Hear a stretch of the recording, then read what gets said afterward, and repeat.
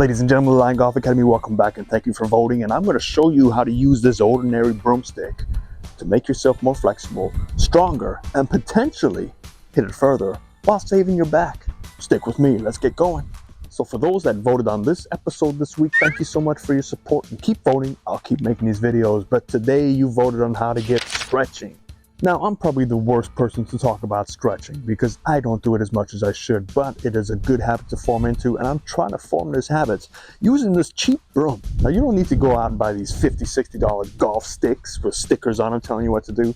Just go to the Salvation Army, the thrift store, go get yourself a $2 broom, and you've got yourself one of the best tools to use to help you stretch your body. So for the golf swing, we are focusing on the lower back, the back of the thighs, the shoulder rotation, and the core. Now, why is that important? Because for us to maintain this posture throughout our swing, we have to be able to stay in our posture in the first place. So back of the leg muscles, if they get tight, guess what happens on the way through? We just cannot hold our posture and we start working the wrong way. Now, most of us, including myself, sit at the desk all day, we drive all day, so I have a tough time even straightening my leg at this angle. And this searing pain, this hot pain goes right at the back of my leg. So guess what I'm going to be working on all summer long while it's 125 degrees out here?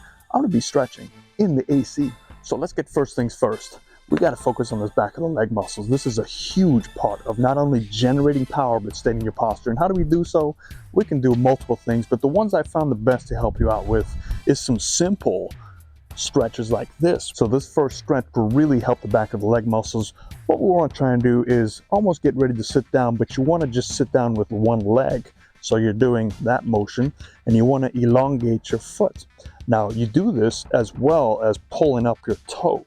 And then once you get it straight, it could be searing pain like it is for me right now. But if you want to get a little bit lower and bend into it, now don't arch your back because you're going to pop that lower disc. And you know, there's no warranties on this video, but it is straighter back. Now you notice I'm using my trusty $2 tool here to kind of absorb some of that weight as well, because if I let go of this, it's going to be challenging for me to stay upright. So it really helps elongate this side, and you can alternate to the other side too.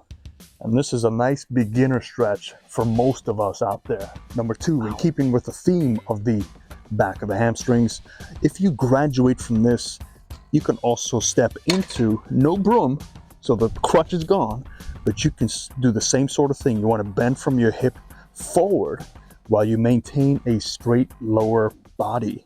And what this will do is, again, you're going to feel that hot searing pain right about there. See, this is about the most I can do, and that's pretty pathetic.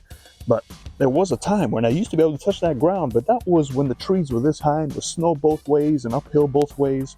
But now we're going to go a little bit more forward, and I can feel not only the back, but also the insides of my thighs stretching out. So I am very tight. So we're going to pick up our $2 tool again, and this time we're going to focus on side stretching as well as some shoulder rotation. So this is almost a 2-for-1 stretch.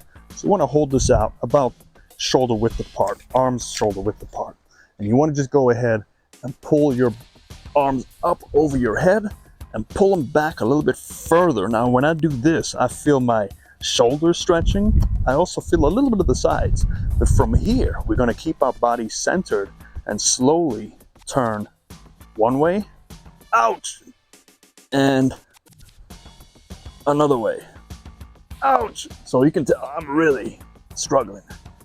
Now don't cheat the system. You can see that this is connected to my head. You want to keep it connected and reach out again. So everything is connected. You don't want to just go like this and go, oh, this is pretty easy, Tony. What are you talking about? I'm relieving all the tension by breaking my arm. So it's here, rotate back, and this is going to get that whole side. Why is this important? Because when we take our turn, you want to have a little bit more flexion here so you can deepen your turn without coming out of your posture. So this next one's about the hip flexor, and this is a big one that a lot of us suffer with. We don't use the broom other than to sweep the dirt from the floor, because guess what I'm doing? I'm lying on the floor. And you know, I can't really afford a yoga mat, and I like to do things a little bit Neanderthal-like. So I'm going to start with a kneeling hip flexor. So I'm going to just basically get in this position here, you know, Karate Kid, but then I'm going to start bowing down. And what this does is it pulls here, gets the whole flexor really stretching out. Now, if you feel like you can graduate from that, you can actually get on the ground and do that now. So I'm going to put my knee on the ground, and I'm gonna work it this way. And what this does is it really stretches out your hip flexors as well as your legs. So this will really help you. Now, why do we need that? Because we need to be able to turn around our hips. And if your hip flexors are tight, you're not gonna turn around your hips, and your swing's gonna look like mine, which is not that good of a deal. So stretch. And just like that, I'm back up right now. That was a little movie magic, but this is not movie magic. So what I want you to try and do is take your $2 broom. We're gonna put it around our shoulders. We're gonna keep our body nice and straight with our lower body. So you wanna keep that straight, and you wanna slowly just go ahead and turn around a straighter lower body. Now it's gonna move a little bit, but you don't wanna start going like this, because this, I'm not stretching anything.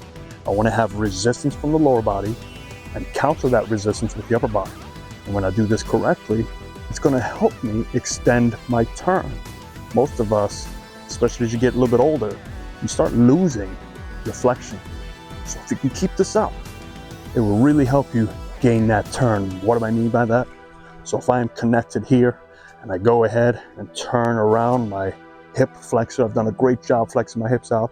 If I can't turn even more without losing my posture, that creates some issue. And there goes your timing, there goes your weight sequencing, and there goes, most importantly, your distance and a little consistency.